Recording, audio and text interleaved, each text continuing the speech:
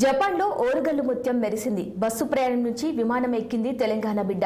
చేతిలో చిల్లి గవ్వ లేకున్నా మొక్కవోని స్ఫూర్తితో దేశానికి గోల్డ్ మెడల్ తెచ్చింది దీప్తి జివంజీ. వరంగల్ నుంచి హైదరాబాద్ వచ్చి ట్రైనింగ్ తీసుకుందామంటే బస్ టికెట్ కి కూడా డబ్బులు లేని పరిస్థితి. దీప్తి అమ్మా నాన్నలు రోజువారీ కూలీలు.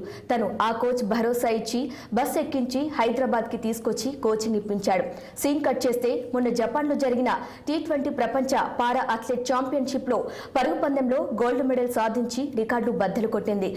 400 మీటర్ల పరుగును 55.07 సెకండ్లలో పూర్తి చేసింది. గత ఏడాది US ఛాంపియన్ షిప్ రికార్డులో కూడా బద్దలు కొట్టింది. ఏదైనా పని చేయాలంటే సాధించి తీరాలి, అంతేకాని 100 సాకులు చెప్పకూడదు అనే విషయం దీప్తి చెదరని సంకల్పానికి ఆదర్శానికి నిదర్శనంగా నిలుస్తాయి.